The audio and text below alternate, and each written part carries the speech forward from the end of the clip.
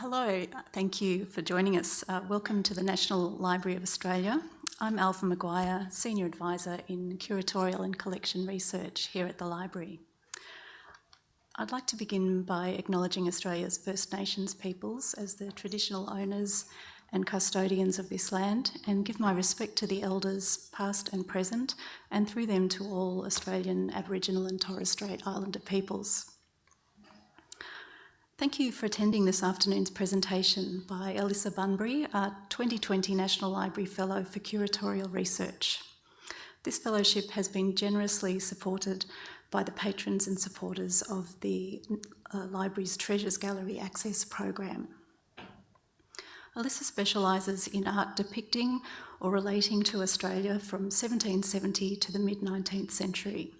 She is the Grimwade Collection Curator at the Ian Potter Museum of Art, University of Melbourne, and recently completed a major publication on this important collection of early settler art and books. Formerly Curator of Prints and Drawings at the National Gallery of Victoria, Alisa was lead curator of their Colony exhibition in 2018, to which the National Library lent many important works of art.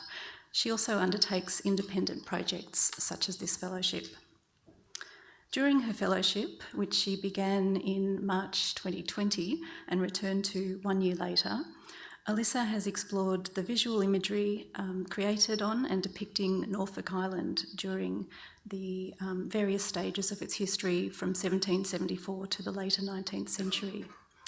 This is the first presentation she has given on her research to date, but she hopes to have many more opportunities to share this art and the stories that accompany it with the wider public through talks, publications, and hopefully an exhibition. Please join me in welcoming Alisa Bunbury.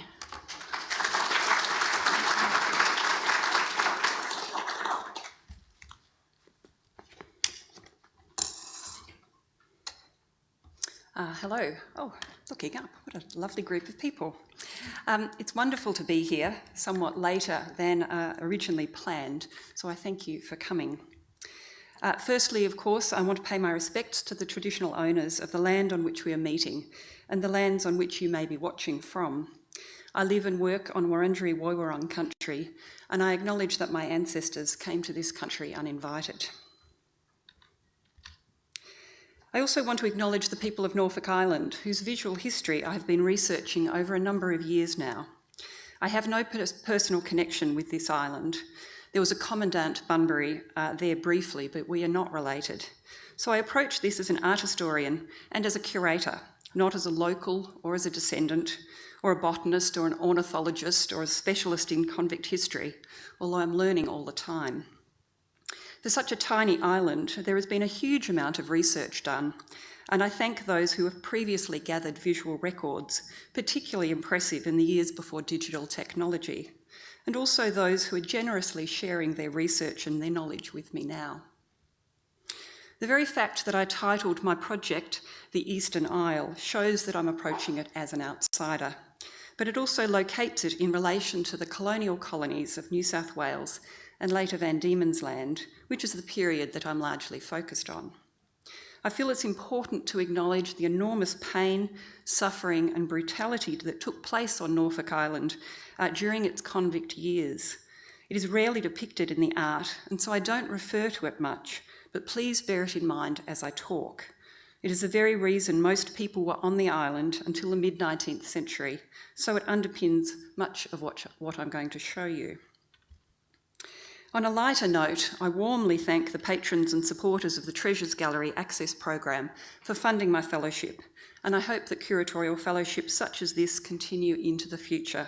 I have had a really fabulous time.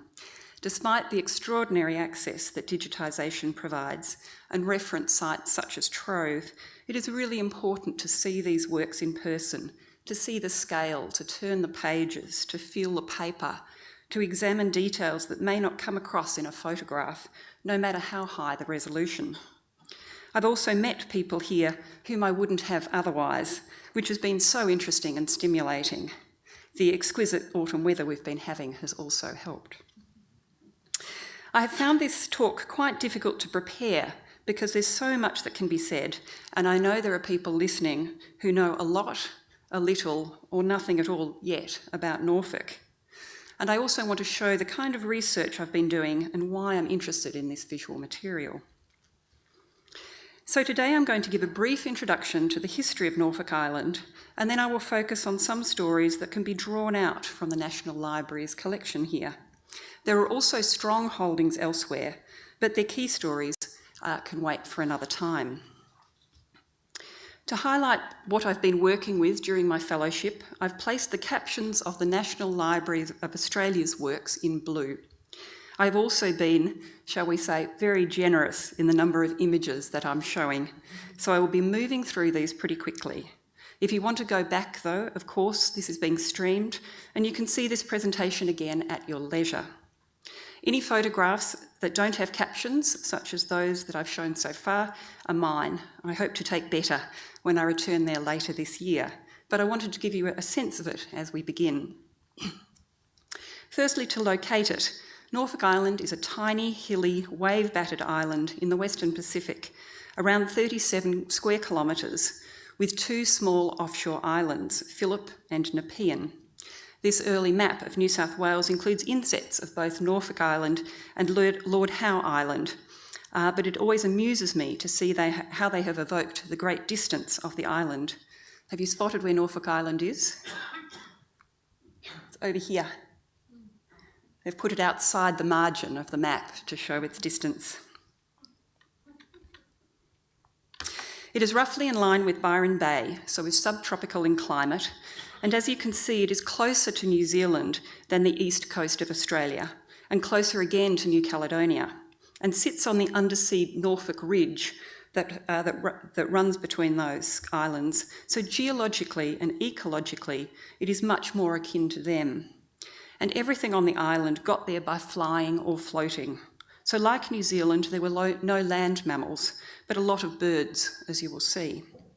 It is currently one of Australia's 7 offshore territories, although its political status has been discussed and debated since the mid-19th century. Norfolk Island's history is most easily presented in 4 distinct stages, plus one important visit. So I'm going to run you through these fairly quickly to give you the background for this research. Norfolk Island was first discovered and settled by Polynesian seafarers as part of their exploration and occupation of islands throughout the Pacific. It is one of the westernmost points that they reached, but for still unknown reasons, it was only inhabited for a limited period of time. So Norfolk Island here, and I'll also point out Pitcairn Island here, which comes into the story. When Europeans settled there, evidence of prior occupation was soon recognised.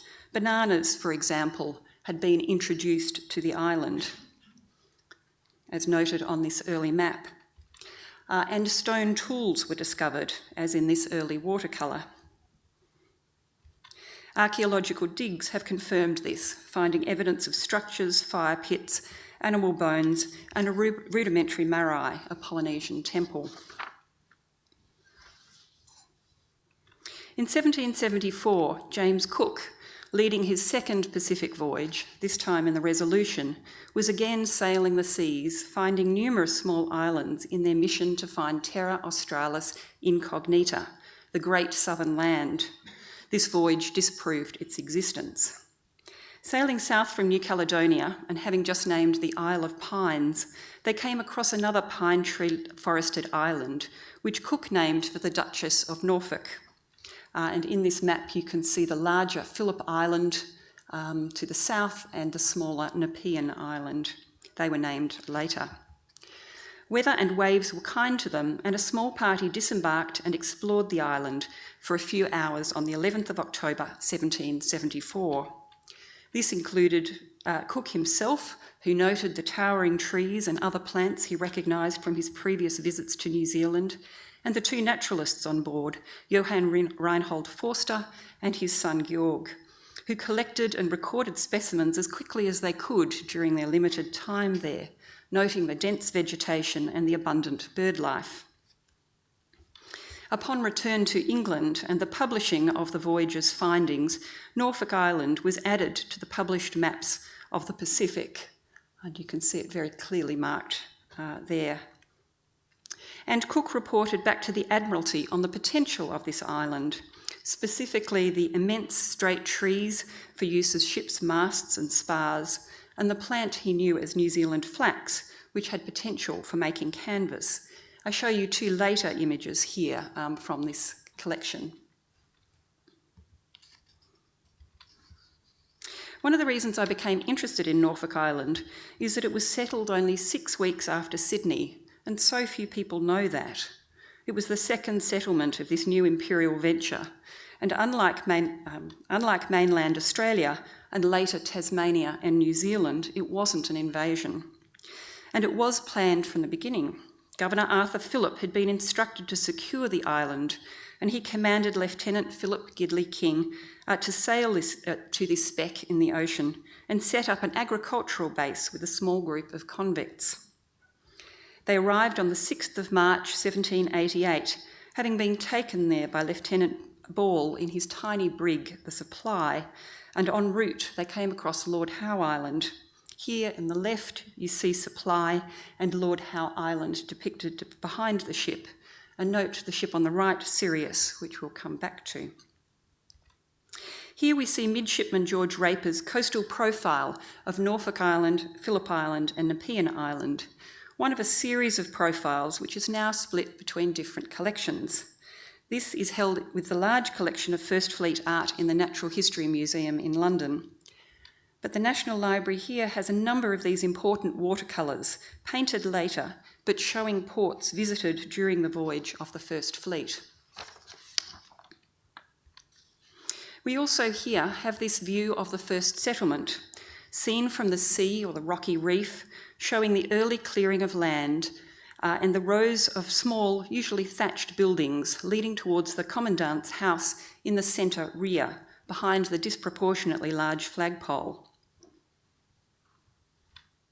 There was regular contact between Port Jackson and Norfolk Island, and its struggles and successes were recorded in personal journals and official accounts, reported back to England and published for an eager audience, as in this first official account of the colonies.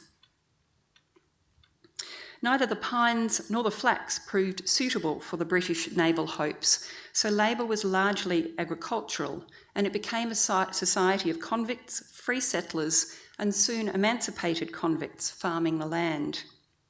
However, once agriculture became more established in better soils in New South Wales and with the occupation of Van Diemen's Land, far distant Norfolk Island became uneconomical, and it was formally closed by 1814. Convicts were removed, and settlers, who by then far outnumbered the convicts, were required to leave, many reluctantly heading to Van Diemen's Land. This is why we have New Norfolk and the Norfolk Plains in Tasmania. Just over 10 years later, in 1825, Norfolk Island was reopened as a penitentiary of secondary punishment, intended for the worst of the worst, repeat offenders, and to revive fear of transportation to this hell on earth. It was male prisoners only.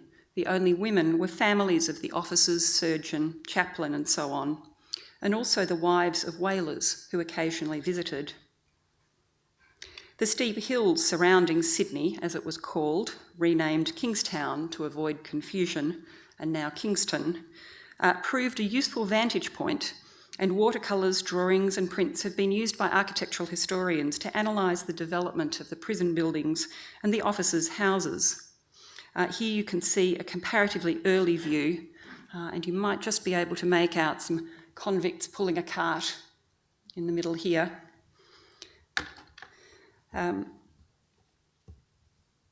Excuse me. And here, one depicted at the very end of its time as a prison, showing the officers' houses. This street is now called Quality Row, and the second government house in the centre. What remains today is now World Heritage listed and known as Carver. That's the Kingston and Arthur's Vale historic area. A lot of these buildings have been restored beautifully, as you can see here, while others were demolished over the years.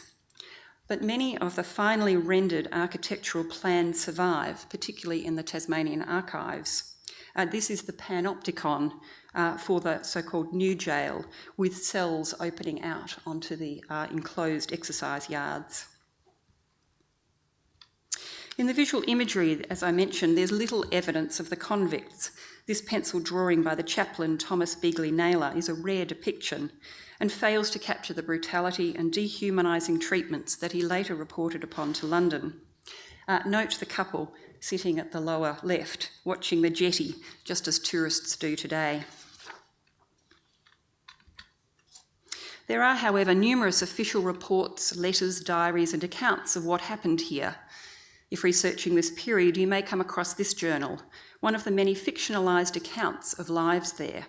Although dated 1823 and apparently recounting events of the first penal settlement, this journal shows buildings constructed later than that date, and the apparent author, Robert Bucky Jones, had died in 1818. Nevertheless, floggings of hundreds of lashes were common, among many other cruel punishments. Lives of the prisoners and officers can be gleaned from archaeological items found, now in the Norfolk Island Museum. Opposition to transportation grew from the mid-1830s, and from 1847 onwards, Norfolk Island was slowly emptied, and it was formally closed as a penal settlement in 1855. So to the next stage, which is the origins of the community today, the arrival of the Pitcairn Islanders in 1856. I'm sure you all know at least a little about the mutiny on the Bounty of 1790, when Captain Bligh and his supporters were forced from the Bounty by Fletcher Christian and his. 9 of the mutineers, 12 Tahitian women and 6 Tahitian men, ended up on Pitcairn Island on the east side of the Pacific, which, like Norfolk Island, had been previously inhabited.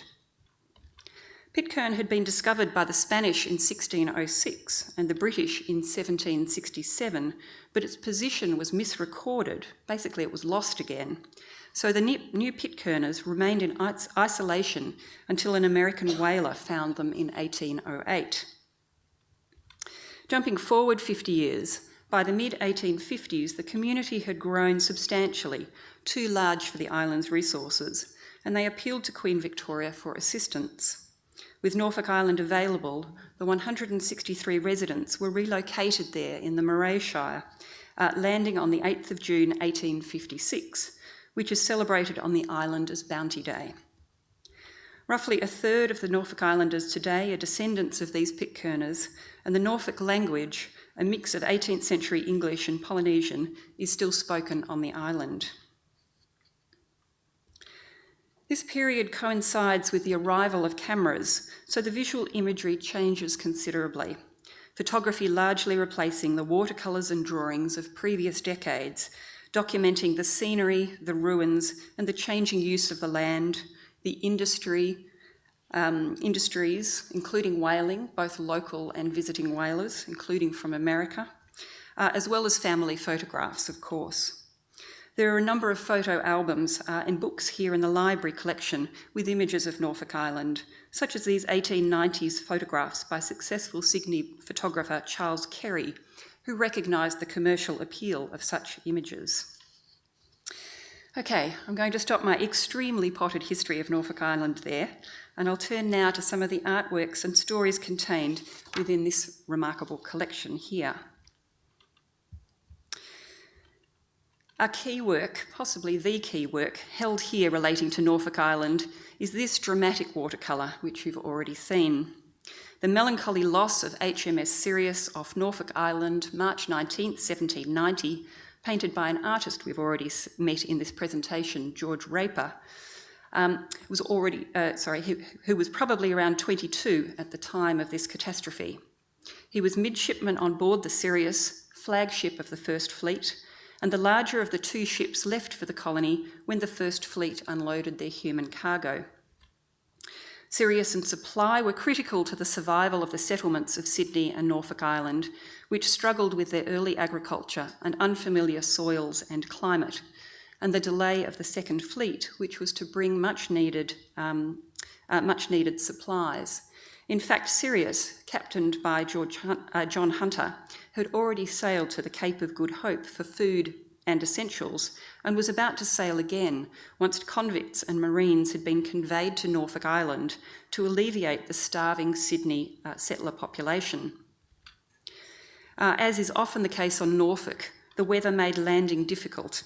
On the previous day, the passengers, 183 convicts, 27 children and 65 Marines, had been safely landed on the other side of the island. But on this day, wind and tides drove the Sirius onto the reef by Kingston. Here you might be able to just make out Supply behind Sirius's broken masts. It managed to tack in time and avoid the same fate. And I show you here the location. The island's somewhat different in profile, but the dangerous reef is very evident. This was a terrible calamity. Although no one drowned, some came close, and the crew was also now stranded, increasing the pressure on the island's limited resources. A good proportion of the Sirius's cargo was retrieved over a period of time. As Raper shows in this image, some floated to shore, animals were pushed to swim or to drown, other items were swung and hauled ashore with ropes. You might be able to see we have people on board the ship, on the reef and on the shore hauling what they could save. But many of the crew lost most, if not all, of their possessions. One thing that fascinates me is that clearly watercolours and papers were retrieved, enabling Raper to paint these images. We do love a good swirly signature and a firm date. So during the next 11 months, until they were retrieved, Raper and his crewmates used their time to grow food, fish when possible, capture and kill many, many thousands of the seabirds nesting on the island for meat and eggs. That's a lecture in itself. And to record their events. Losing a ship meant a court-martial, so writing down how it happened, and there are numerous written accounts, and painting it if you could, were important records in the crew's defence. Here you can see one of Raper's maps where the route that the Sirius took is marked, and the reef is clear to everyone. Raper was not the only artist on Norfolk at this time, though. His superior, First Lieutenant of the Sirius, William Bradley, also kept records of his time, participating in the First Fleet, witnessing events in early Sydney, and then trapped on Norfolk Island. He later, maybe around 1802, produced what is called a fair copy of his journal, with maps and numerous illustrations, which give us another point of view of those events. Here we see both before and after the crash, as well as another key event, the day in August that two ships of the Second Fleet, Justinian and Surprise, came with additional supplies. The ship's masts here are merging with the seemingly dead pine trees. And you might be able to make out there's one ship here and the other one over here. Despite the arrival of these ships, the crew weren't to leave the island until February of the following year. One point you will have noticed here is the varying styles of painting and the amateur nature of their art. These are not professional artists, of course, but as Navy men, they had cartographic training, as we saw with the coastal profiles and maps earlier. Despite that, and although there has been subsequent erosion and quarrying on the islands, there's no way Phillip Island ever looked like this. There's a huge amount of material about the Sirius. As I mentioned, first-hand accounts, plenty of books written later, impressive websites gathering information about everyone involved, as well as archaeological items retrieved from the surf. An anchor and a cannon from Sirius have been installed in Macquarie Place in Sydney since 1907. The rest remains on view at Norfolk Island in their Sirius Museum. I would point out that despite all the technology, Norfolk Island can be just as hard to land on to this day, and the same method 230 years later was used last year, with swimmers in the surf taking ropes to enable this beached cargo barge to be refloated on a slightly different location, I do note.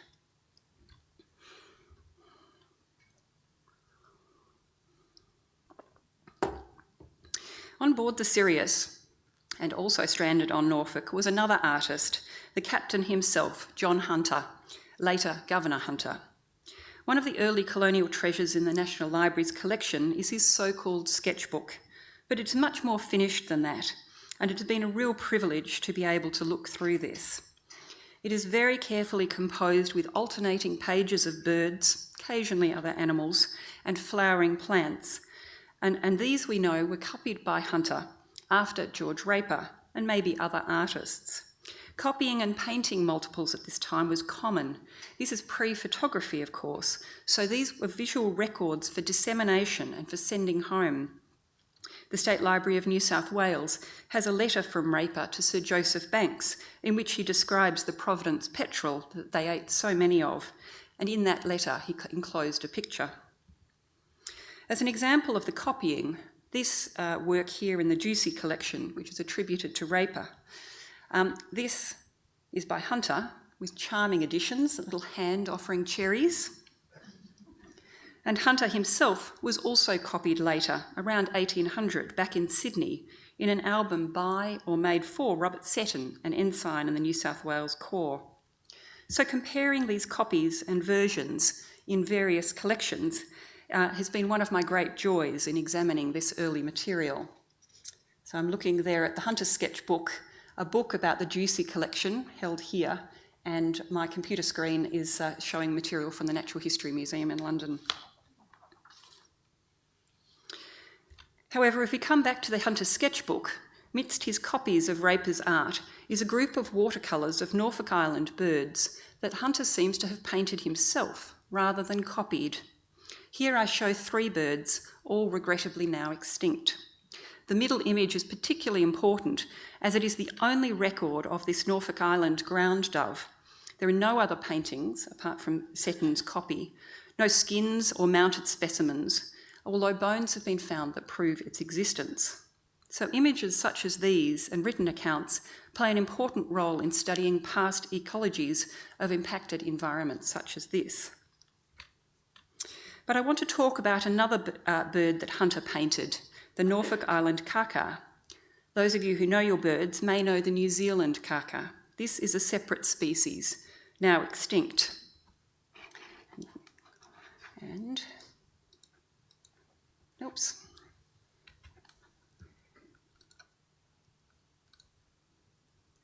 Oh, it worked in our practice. It rotates for you to see. Anyway, you get the idea. And I'm sure you've noticed by now that Hunter is not the world's greatest ornithological artist. Only 16 skins or mounts of this bird are known in museums around the world. This is from Leiden in the Netherlands. Again, putting aside Seton's album copying Hunter, no other artist at this time appears to have painted the Norfolk Island Kaka, which to me seems incredible given it is such a large and distinctive bird. Was it painted by Raper or others? Have paintings maybe been lost or are still hidden in British attics somewhere? The next depiction I know of is quite different, by the supremely accomplished natural history artist Ferdinand Bower, who had circumnavigated Australia with Matthew Flinders in The Investigator and then took himself to Norfolk Island for 5 months. The material that he drew then, including studying the Norfolk Island pine, is now in the Natural History Museum, Vienna. And most of it was never worked up into finished watercolours, nor was it published. But we have this pencil drawing, which shows both his great ability and also his meticulous numbering system, by which he recorded which colours to use when he eventually painted these sketches up. For the colours, we need to leap forward 30 years to John Gould, who, while he didn't visit Norfolk Island, saw and heard a live specimen in a Sydney aviary and included them in his multi-volume publication, Birds of Australia. I have numerous quotes that I've refrained from using, but I've allowed myself this one. It may be possible, and indeed it is most likely, that flocks of parakeets no longer fly over the houses and chase each other in the streets of Hobart Town and Adelaide, that no longer does the noble bustard stalk over the flats of the Upper Hunter, nor the emus feed and breed on the Liverpool plains as they did at that time. And if this be so, surely the Australians should at once bestir themselves to render protection to these and many other native birds, Otherwise, very many of them, like the fine parrot of Norfolk Island, will soon become extinct. The last known Norfolk Island Kaka died in a London zoo sometime around 1851. Now I want to introduce you quickly to a series of watercolours held here, in part to remind myself not to look at these works in isolation, but to look at how Norfolk Island was represented in the broader colonial context. This library has a group of 8 watercolours by Edward Days. I'm showing you here 4 of them, 3 being different aspects of Sydney, and the upper right image being a tranquil scene of a verdant landscape with First Nations people relaxing, but still with a sailboat visible on the waters behind. Days never came to Sydney, nor certainly to Norfolk Island. He was a London-based topographical artist who, in this case, was preparing images to become book illustrations. In fact, these watercolours were translated into etchings and appeared as illustrations in David Collins's An Account of the English Colony of New South Wales, published in 1798, one of the important so-called First Fleet books. In this watercolour and etching, we see a view of Sydney, Kingston, on Norfolk Island, also looking tranquil, but in a very different way, certainly not untouched. The distinctive pine trees and the broken waters in the foreground help locate us, and the rows of houses, again leading towards the governor's house, but with additional buildings up the slope, are again as signs of progress, signs of clearing and controlling the land. Days painted this, as with the others, with a very attractive glow in the centre of the painting, framed by shadows that lead your eye into the scene. It's a skillful technique, and when you look at these works closely, you can clearly see the amount of detail drawn in with pencil. But where did Days get the visual information from? It seems likely that it came via the storekeeper, later Deputy Commissary on Norfolk Island, William Neate Chapman, who drew this scene in 1796. So that fits date-wise, time for a version of this to get to London, for Days to paint it in 1797 as part of his series of watercolours for Collins' book of 1798. 3 other versions of this scene are known, all slightly later, and with an interesting provenance to the King family, that is, Phillip Gidley King, the first commandant on Norfolk Island, who would have lived in that house, his wife Anna Josepha King, who lived on Norfolk Island for a number of years, and also their son Philip Parker King. William Neate Chapman was a close friend of the family and later secretary to King, so that all ties in with a desire for them to remember that landscape, King's achievements there, and the years on the island. This talk is not long enough to explore some of the people who were on the island, but I'm allowing myself this one watercolour to make things a little bit more personal. This lovely family scene was painted in London just before Philip Gidley King returned to Australia to become Lieutenant Governor of New South Wales. The 3 children you see here were born on Norfolk Island, as were 2 older half-brothers named Norfolk and Sydney, born to King and a convict Anne Innet. The 2 eldest children depicted here remained in England for their education, so I wonder whether this painting went with the parents to remember the children or stayed with the children to remember their parents. I'm now jumping ahead to another group of works in this collection, being a group of 6 pencil drawings by Thomas Beagley Naylor, chaplain on the island from 1841 to 45 during the Second Penal Settlement. I've already shown you this image of the jetty at Kingston. Upon leaving the island, Naylor was vocal about the conditions and treatment of prisoners under his care and the differing approaches of the commandants. In his detailed report, he wrote, "As a clergyman and a magistrate, I feel bound to tell your lordship that the curse of Almighty God must sooner or later fall in scorching anger upon a nation which can tolerate the continuance of a state of things so demoniacal." How appalling that these words still seem so apt regarding one of our offshore islands today. But Naylor avoids this in his art. He lived with his wife and 8 children, 2 of whom were born on the island, and his images show an appreciation of the picturesque scenery, rather than the suffering he witnessed. It also shows an early development of recognised views of Norfolk Island. On the left here, we see what is known as Bloody Bridge. There's a story that a tyrannical overseer was murdered by convicts building the bridge, but his blood seeping through the mortar revealed where his body had been hidden. In the album of photographs by Charles Carey towards the end of the century, we see the same view, and this bridge is absolutely on the tourist route when you visit Norfolk Island today. This is my favourite of the nailers, showing maybe a daughter seated sketching and two men relaxing, looking through the pines to the islands. This became a staple vista, maybe not from this exact point, but looking out to Nepean and Phillip Islands. I could show you many examples, but I couldn't resist pairing it with this. The islands are there, but very hard to see, but the later minister, relaxing in his pith helmet, is a sign of his times, isn't he? Note the hills, now largely cleared of trees. Now for something completely different, and thank you to Jean Rice for bringing this to my attention.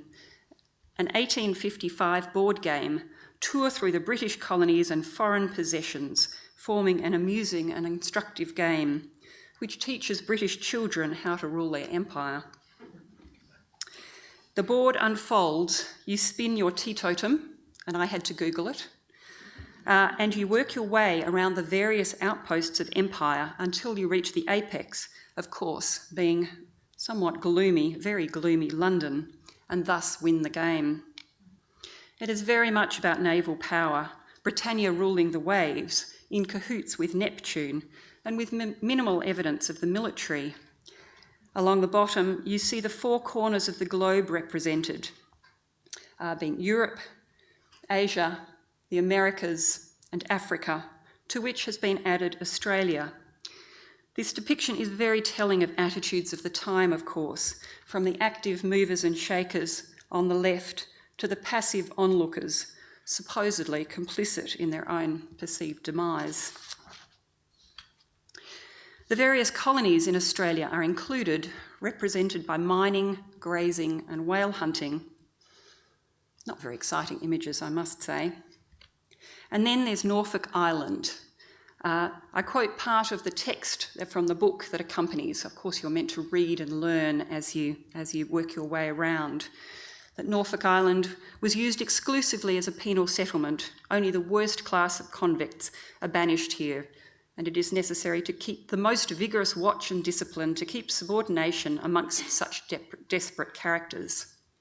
Landing on this spot results in the worst penalty in the game. Stop 2 turns and lament the degraded condition to which sin has reduced some of our fellow men. Among the secondary research and reading I've been doing while here, I was pleased to learn of this study, which has a whole chapter analysing the implications of this particular board game. If anyone comes across anything else like this, please do let me know. How Norfolk Island was perceived elsewhere is definitely of interest to me. My last 19th century work from the National Library collection, although I could certainly keep going, is this small watercolour study, clearly labelled Norfolk Island and the property of Morris & Co, 21 Queen Square, Bloomsbury, London. These are designs by the Pre-Raphaelite artist and designer Edward Burne-Jones, and who on earth would think that there's a connection between tiny Norfolk Island and one of the great British artists of his day? This came about as, from 1866, Norfolk Island became the headquarters and college of the Melanesian Mission, the Anglican evangelical organisation founded in New Zealand in 1849, which sought to introduce Christianity to the Melanesian islands. Relocating to warmer and closer Norfolk Island, the mission was given around 400 hectares to use, and various dormitories, married quarters, a dining hall and so on were built to provide for the community, where young islanders, teenagers and adults, were taught farming and carpentry and the like for the men, and cooking and sewing for the women, and of course Christianity and conversion. To undertake this task, the first bishop of Melanesia, George Coleridge Patterson, and others would sail to the island in their ship, the Southern Cross, preaching the gospel, and there Patterson came to grief in 1871, murdered, mistaken it seems, for one of the numerous blackbirders who were kidnapping young men for slave labour in Queensland and elsewhere. Patterson had previously written, "Sometimes I have a vision of a small but exceedingly beautiful Gothic chapel, rich inside with marble and stained glass and carved stalls and encaustic tiles and brass screenwork. It may come some day, and most probably long after I am dead and gone." To honour Patterson's martyrdom, substantial funding was gathered by mission friends, family and supporters in England and elsewhere to build this memorial chapel. It was created in the arts and crafts ideal introduced by Burne-Jones and William Morris to have nothing in your houses that you do not know to be useful or believe to be beautiful. This applies in the design of this building with carvings, pearl inlay, mosaic floors, tapestries and the like, and a significant church organ. I'm certainly not the person to give a lecture on the architecture and interior of this building, but I want to show you these exquisite windows. Here we see Matthew, Mark, Luke and John with their attributes, either side of Christ, Rex Omnipotens, over the altar. And here is the sketch, simple but clearly conveying the poses and the lead lines that were to be used. If we turn to look back towards the entrance, we see a large rose window, again by Morris & Co., as the design now in the Huntington collection in California records. And below, St. John the Evangelist and St. Stephen, flanking St. Phillip, baptising the Ethiopian eunuch, different from the figures originally painted on the design, if you compare the two.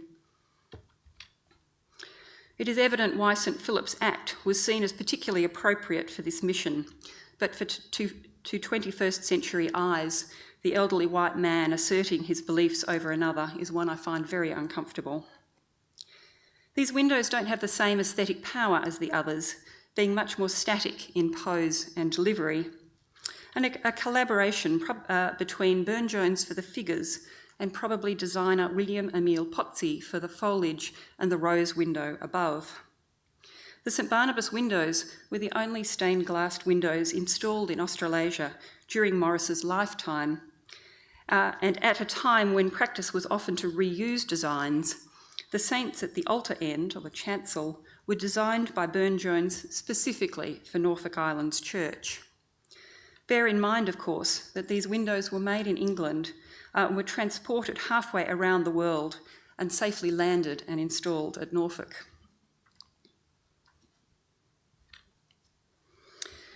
I think I have just enough time to squeeze in one more group of works which don't fit into my set chronology made between the late 1920s and the 1960s, but I'm pleased to say are by a woman to slightly redress the gender imbalance of this talk. And they're too good not to show. When searching the National Library database for material relating to Norfolk Island and Lord Howe Island, the name Ida McComish comes up repeatedly for a series of albums she created and compiled. You are looking here at her album of Fungus and Lichens. There's a unity with her 8 albums, all of a similar scale and all clad in covers made of Norfolk Island pine bark, as she always notes inside the cover.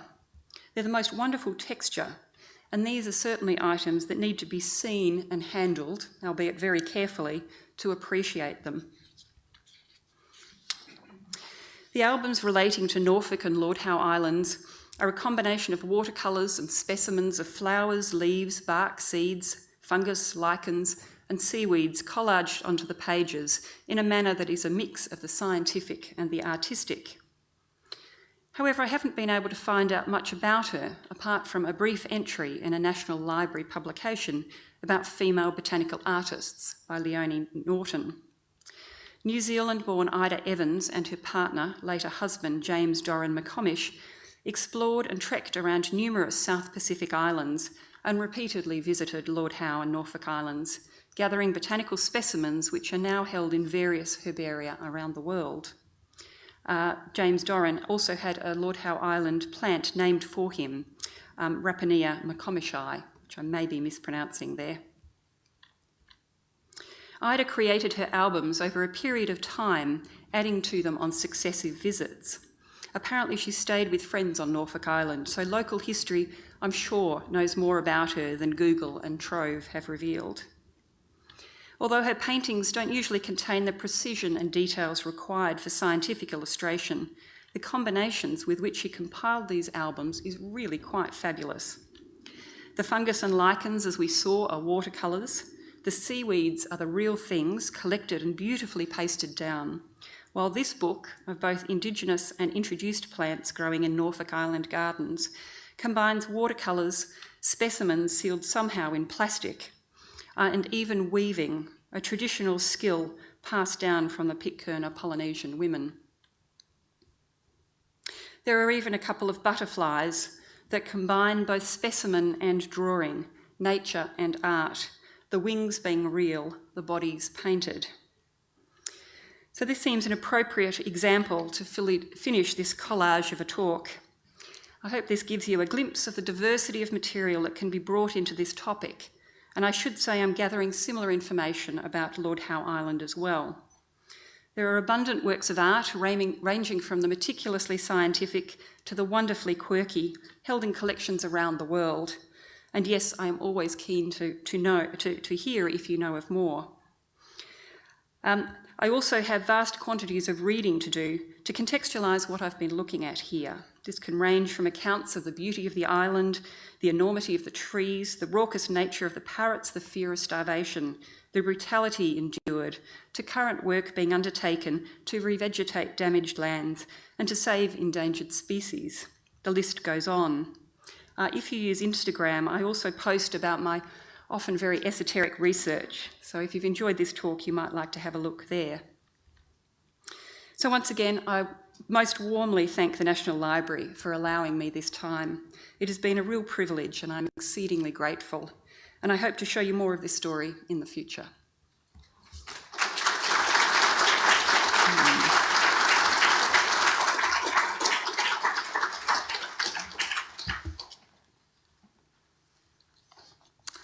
Thank you, Alisa, for that wonderful account of the flora and fauna and people and built environment of Norfolk Island. I really enjoyed the way you made connections across time and different parts of our collection and also the collections of other institutions. We've got some time for questions, if you'd like to ask any or comments. As we're being recorded, could you just please wait until the microphone reaches you before asking any questions?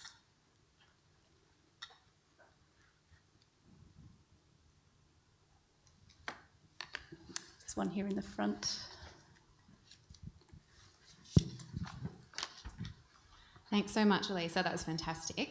I just have a question, and I might have missed it. You might have said something about it at the start, but I noticed when you had the Edward Days watercolours up, you pointed out there were a representation of 2 First Nations people. And were there any Indigenous communities living on the island before the arrival of colonists? And if not, I guess were they brought over by Europeans? Or I just found that really interesting as an inclusion. Norfolk Island had been uninhabited for several hundred years by the time Cook sailed by. So nobody there at that time. There is a lot of work that can be done about Aboriginal people who visited Norfolk Island willingly or unwillingly. We know that Bennelong went, we know that Bunbury went, but we also know of Aboriginal convicts who were sent there as well. So there's certainly people on whaling ships and sailing ships probably also visited as well. It's an aspect that I do want to look into further.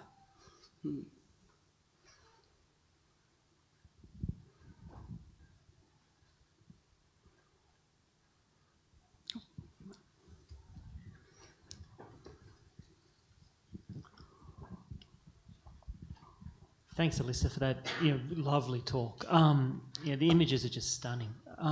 What I wanted to ask was, how do you see the imperial gaze being transformed over the decades which you're looking at, the decades and the periods you're looking at? Because the images that you show seem to have there's they change. You know, the landscape changes, the styles change, and how did the evolution of this kind of imperial gaze? How do you see it evolving in this period? I think one of the interesting things when looking particularly at the way landscape is depicted in Australian colonial art is the way images change from the early images are often about the clearing the land, making the land a comfortable place, a usable place. So the fact that in those early images you often see the tree stumps being shown, that also happens in images painted around Sydney at the same time. So it's sort of evidence of clearing and controlling. Towards the end of the 19th century, you're getting much more frequently, you're getting images where people are feeling comfortable in the landscape so they can start to enjoy the wilderness when it's there. So particularly on Norfolk Island, you're starting to see more of the images of the people relaxing in the landscape, of gazing out at the vistas and admiring the tall trees and so on in a way that you don't see in the early imagery. I think it's to do with the comfort factor of settlers at the time. On mainland, in New South Wales, Victoria and so on. This is when, mid-19th century, is when you're starting to get artists like Conrad Martens or Von Gerard starting to explore the landscape and treat it in a much more romantic way, which correlates with feeling much more at home in the land. Yeah. One thing I might point out while you're all thinking of your next questions is that you may have noticed that there were no oil paintings in this. And I'm specifically a works on paper curator, although I branch out in lots of wonderful ways. But again, that's why I've been very interested in early colonial art, is it's one of the few times when works on paper have priority. Oil paintings so often dominate. And can be beautiful, but they do dominate. But I've only actually found two oil paintings relating to Norfolk Island in this period. One was painted 1855 by the artist who was on board the HMS Herald, which was there when the Pitcairn Islanders arrived. It's an image of a jetty, and I only know it from a microfilm photograph. It was held, at that time, it was held in a private London collection. The other is an oil painting that's in the State Library of New South Wales, which depicts Mr. Slaney's house of Norfolk Island, but it doesn't depict anything actually that was on Norfolk Island. He clearly had it painted upon his return to England to show what had taken place there. So it's a really interesting that, maybe more will surface, but certainly oil paintings just really don't seem to come into this part of the story, certainly in the way that they were in New South Wales in the same periods.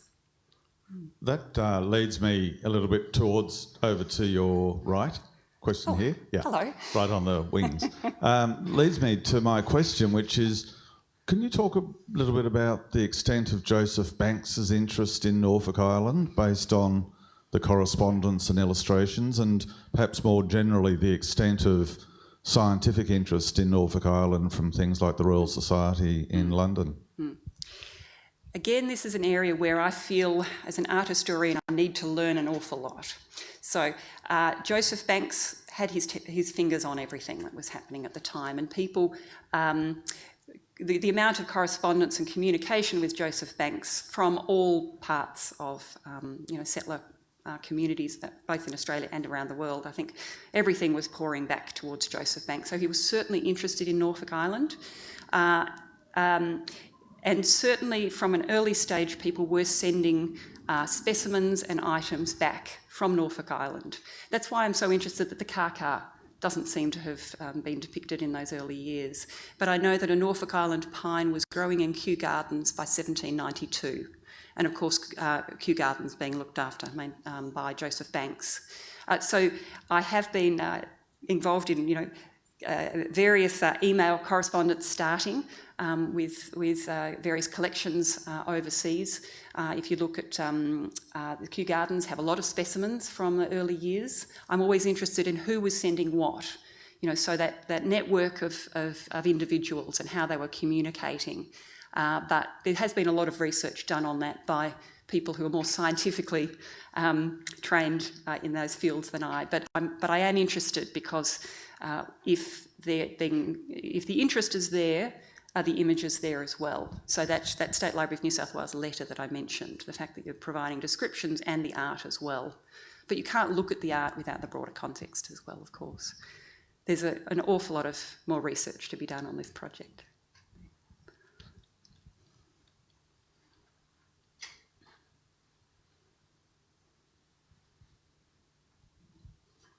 Thanks so much, Alisa. My question is about the circulation and the consumption of the images, because the population was so small. Did it mean that the people who lived on Norfolk Island hardly ever saw the representations of Norfolk Island, that the consumption was back in England and other places in the world, or were they, the residents themselves, aware of how their land and landscape was being imaged?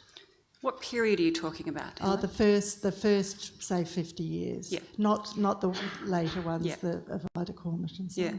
on. Images were being produced, I think, for a variety of reasons. I mean, the Hunter Sketchbook was clearly his sketchbook. He kept it. It was his record. The Bradley Journal that had the various images that I showed after Rapers, they were his own fair copy journals. So people were certainly keeping them for their own records and recollections, as well as disseminating them back to New South Wales, but also back to London and thereon. There are a lot more images of the birds, I should say, than, you just got the slightest hint of the bird images that are here, that relate to Norfolk Island. So there certainly are a lot that show the Providence petrel, the little Pacific robin. These birds come out repeatedly. So in variants, and we, in that way that images were copied repeatedly. For example, there are images in the Natural History Museum that we know relate to the works that are held in the State Library of New South Wales, that are held in collections at the Alexander Turnbull Library in New Zealand. And, tying them all up and trying to work out the order is, of course, something people have been doing ever since Bernard Smith was exploring that. So the other thing I think to bear in mind is that Norfolk Island was temporary. Although there were people who wanted to stay there and were feeling comfortable as they developed their farms there, it was a floating population. So people weren't necessarily keeping the images on the island. What was going on when people moved to Tasmania is something that I hope to look into further. Certainly there's material in Tasmanian collections and Tasmanian church collections as well. When transportation ceased in New South Wales, the control of the second settlement was translated from New South Wales to Van Diemen's Land. So you get this movement of the archives and of the attention that was given. So you get Tasmanian ministers travelling to Norfolk Island, seeing that as part of their duty. So people are moving around a lot at this time. And I think that's actually an interesting aspect of this, is that people weren't long-term residents at this time, as opposed to the Pitcairners, who of course have been there ever since. Yeah.